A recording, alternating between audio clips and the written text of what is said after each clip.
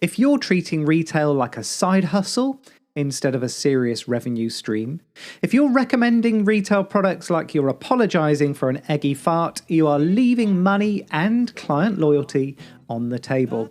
Today, we are smashing retail excuses and digging into the mindset mess that's keeping you broke, and we're fixing it for good. All on Build Your Salon. Hello. Phil Jackson here, your queen of salons, coming in your ears again with another dose of wise owl wisdom. How on earth are you? Achingly well, I hope. How's business? How's life? Here we are, middle of May. How's it looking for you? In fact, we're middle of the quarter as well, aren't we?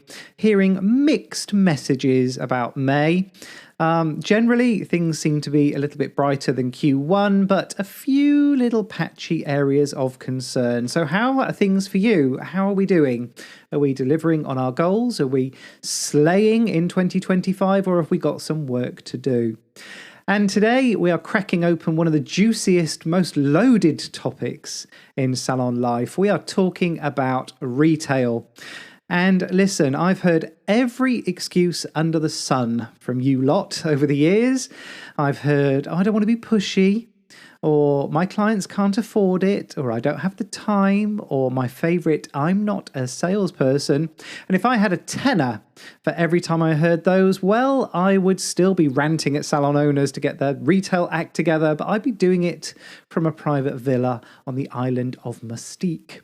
So if you're ready for a little tough love wrapped up in retail gold, buckle up. And there's no advert or sponsorship for this episode. If you want to do something lovely for me, how about giving me a 5-star review instead? It will take you less than a minute and it makes me smile for, rest of my day. So what's going wrong with retail? Well, we have a chronic case of retail apology syndrome in our industry. It's like you're ashamed to talk about these products like it's some kind of guilty secret. Well, newsflash. You're not just giving someone a haircut or a facial, you're shaping how they look and feel about themselves. And that extends way beyond the salon visit today. Just ask anyone who's had to wait for their brows to grow out following a disastrous brow lamination service. Hint, hint, that might have been me. If you stop the care the second they walk out the door, you're not doing your job properly. Especially with some of the higher end treatments that we're carrying out in our beauty salons now, where, to be honest with you, not making sure they're leaving with the proper retail recommendations isn't just lazy, it's downright negligent. You wouldn't send someone home with half a head of foils in. Why are you sending them out the door without what they need to maintain their look? So let's start with, I don't want to be pushy. You think selling retail is pushy? No, my darling. Selling someone something they don't need is pushy. Recommending a treatment they don't need at the basins without any context, that's pushy. But if you want to see retail done in a non-pushy way, go to your favourite retailer, shall we? Let's go to Amazon and look at their recommendations. When you're buying something, or at least browsing something, a little section pops up with other people have bought this item with this. Does that feel pushy to you? Not really. You either take it or leave it, don't you? Or if you buy something electrical on Amazon, perhaps you've noticed that there's very often the opportunity to buy an extended warranty. Is that being pushy? Not really. They're not forcing it down your throat. It's just a do you want it or do you not? Well, my favourite analogy for this is, it doesn't really happen anymore in McDonald's, but it used to be if you were ordering your burger at the counter with a proper human being instead of a booth, then they would say, do you want fries with that? Was that them being pushy? No, I think they were just asking whether you wanted fries with that. They were giving you the opportunity to upgrade. Recommending decent aftercare to someone who's had a chemical peel, that's not being pushy. That's doing your bloody job. That's being a professional. And that's what retail is. It's about solving problems. And if your client's colour fades 2 weeks after your colour correction because you didn't talk to them about home care, well, it's not because you were avoiding being pushy. That's a disservice to your client. Or another favourite, my clients can't afford retail products. Well, you know what? Maybe some of them can't. But it's not your job to decide that. That's financial judgment wrapped in a shiny wrapper of fake empathy.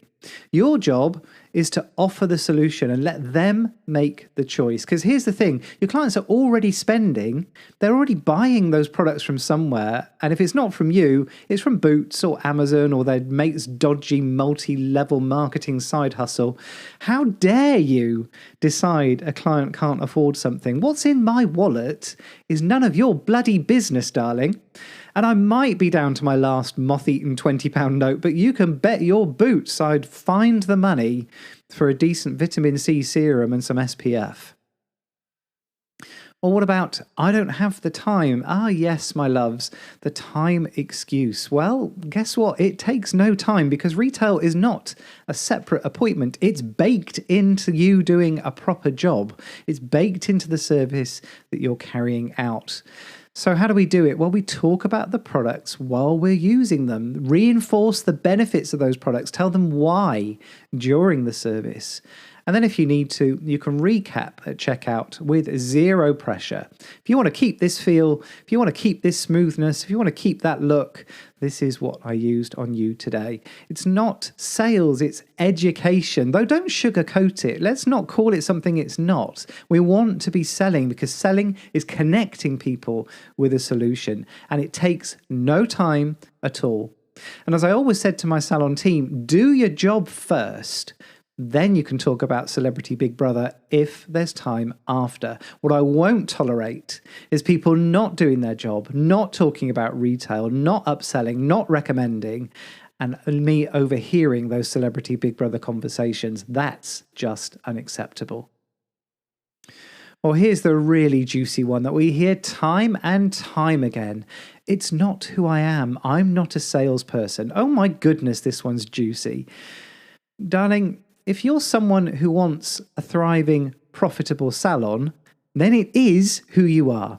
If you're someone who wants to offer their clients the very best in salon service, then it is who you are. I'm not asking you to morph into some shady, dreadful, cliched used car salesperson, but you do need to stop hiding behind the identity of not being a salesperson. This is not an acceptable excuse to avoid stepping up and doing your job.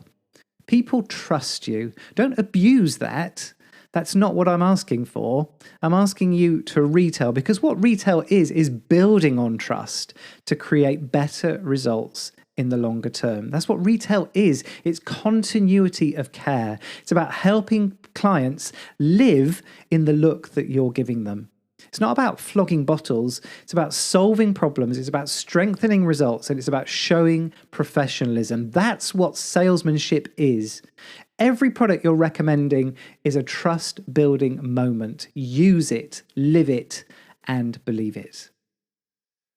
So what do I want you to do this week? Well, first of all, I want you to reach out and let me know what I'm missing. I don't have all the answers, and I would particularly like to speak to you if you're slaying with retail in your salon business. Let me interview you. Let's share your story with my Build Your Salon customers, my Build Your Salon podcast audience, because I'm sure they would find some nuggets of information that you could add to their business, some wins that you could help them achieve. But in the meantime, just pick one product that you love, something that you would recommend to your mum. And this should be a tough choice because, to be blunt, if you don't love what's on your shelves, well, that needs looking at quite urgently, I would say. And then I want you to talk to every appropriate client about that product, not in a salesy way, just in a matter-of-fact way, and track how many people actually make that purchase decision. And spoiler alert, I bet you're going to sell more products than you expect to. So there we go, Salon Superstar. I want to hear what product you're committing to. Tag me on Instagram, Phil Jackson Coach, or DM me, shout it from the rooftops. Retail isn't dead, you're just scared of selling. But after today, that excuse has expired. Next week, we're going to challenge another, in fact, it's turning into Mindset May, darlings, isn't it? But next week, we're digging into pricing at the top end. So get your SAS ready, get your calculator out, and I will see you then. Just 7 short days until I'm coming in your ears again. Until then, take care. Sit down and see what's going on with the Queen salons, hair, beauty, and more. Successful tips for business owners, all